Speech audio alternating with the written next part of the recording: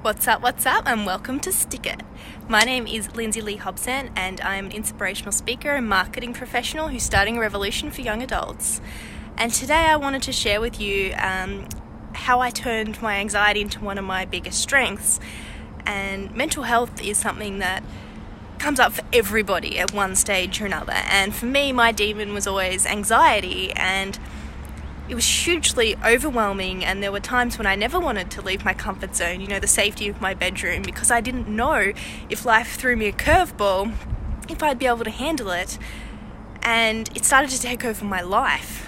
At the time I was at beauty school, I was about 20, and I was getting ready, and I was just feeling really weighed down and wasn't coping, and I was pale, and I wasn't eating properly because food is fuel, and fuel can make you anxious if you have too much energy, and that's one of the ways I used to manage it.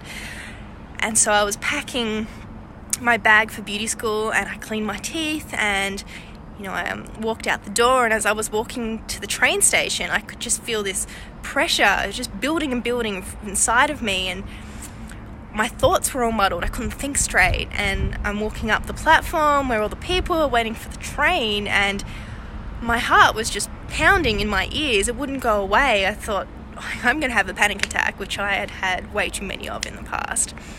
And I got on the train, and as we stopped at each station, more and more people were getting on this train. It was jam-packed, and I was trying to breathe, and there is not enough oxygen on this train at all, and I just cannot fill my lungs with enough, and I started to feel like I was going to panic. And probably from the outside, all you could see was a girl breathing very heavily, but on the inside I thought I was going to absolutely lose it. I couldn't do it anymore. I didn't feel like I could do it anymore, and I remember thinking, I can't cope with this. I've exhausted all of my resources. I've been meditating, I've been going to yoga, I've been doing all of those things. I don't know how to cope. And me being, curious and always liking to question everything that I ever thought. Since I was 16, I just always questioned every thought that I had, become something that I used as a power to help me get through. So I questioned, you're 20, you definitely do not have all the answers, go get them. So when I got home from beauty school, I jumped on Google, and I was looking at NLP, and I was looking at behavioral patterns and thought patterns, and I was looking at genetic disorders and mental health, and every topic I could find I devoured. And the next day I went to the doctor, and I walked out with a prescription for anxiety medication. And I started taking it because I'd come to the conclusion, for me, and everybody is different, make sure you consult your general practitioner before you just jump on board with what I'm saying, but for me this is what worked. I started taking anxiety medication to take the edge off so that I could examine my thought patterns, because yes, mental health runs in my family. Anxiety and depression is something that we all are touched by in one way, shape or form, but I didn't know how much of it I'd inherited and how much I had learned. It's not exactly like I'd had a clean bill of health, mental health, for my entire life. So I thought, all right, let's take the reactions that I have to things out of the equation, and then I can examine what I'm thinking that may be causing it. So the first couple of days, I felt very nauseous and a little bit dizzy. And on the morning of the third day, I bent down to pick up a towel, and I stood up, and I was waiting for that feeling, and it didn't come. I thought, you beauty, this is the time to start testing it. So I packed my beauty bag, and I cleaned my teeth, and I was on my way to the station, and I was walking along just fine. I wasn't feeling too pressured. I was handling it just fine. And I'm walking up the station where all the people are. There was no heart pounding in my ears. It was just another day in the life of. And I'm on the train, and the people are piling on, and it was fine. Took a deep breath in. There was plenty of air in here. I don't even know what I was thinking the other day. And that's when I knew this theory could actually work for me. So I started putting myself in situations that had made me anxious in the past.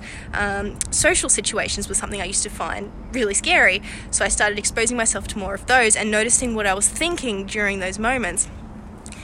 And I did start to notice patterns. I started realizing that I was always wondering if people were judging me, and I was wondering if people were going to act erratically and if I could trust them. And I realized that a lot of the anxiety feelings I was having was just believing that I wasn't good enough and that I couldn't cope. And once I had got a handle on that thought, I realized I could change it, because knowledge is power. And the more you understand about yourself, the more you can expand your comfort zone, the more you can achieve other things.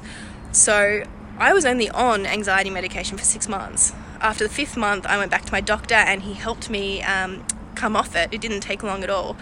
And I didn't get much anxiety after that. I still, to this day, notice when I'm starting to walk in or move in that direction, but I do find that I can pull myself back quite easily, and a balanced lifestyle, yoga, meditation, and challenges are really good for me, actually, because by challenging myself on a daily basis, I can actually expand who I am and know that I can cope with more, which overcomes the belief that I can't cope. And so by building that strength and resilience up in me, I've actually been able to manage my anxiety without medication for 6-7 years now, and it's going quite well for me. So I think knowledge is power, and bringing that to Stick It, a safe place where you can explore what's going on in your life and figure out who you are and what you want to do. That's what I want to create with you with Stick It. That's what this revolution is all about. It's about giving you the ability and the tools to say, all right, well, I don't really know just yet where I'm going, but right now, this is where I am, and I just need the ability to step back away from people who may be putting their expectations on you, or who may be saying, no, you have to do this. Stick It is a safe place for you to come and explore what else you could be doing, because what else is a great question you could be asking yourself every day. It's one of my powerful questions. So if you haven't registered for the revolution, make sure you do so, especially if you relate to this. If you're looking for a space like that, Stick It could be it for you. So I've only got space for 10 in my original 10, or the O10. So make sure you jump online. The link is on my Facebook page, and register your interest so that you can be one of the first people in the O10. And if you have any situation that you relate to, that you want to share in the comments below, that this is brought up for you, that you thought, I can actually use knowledge as power and help me overcome that, or help explore that, make sure you comment and share as well. It's you never know what your story can do for somebody else. That's definitely something I'm learning through this journey. So I very much look forward to hearing from you. I very much look forward to receiving your registration for the O10. And between now and then, remember to stick it.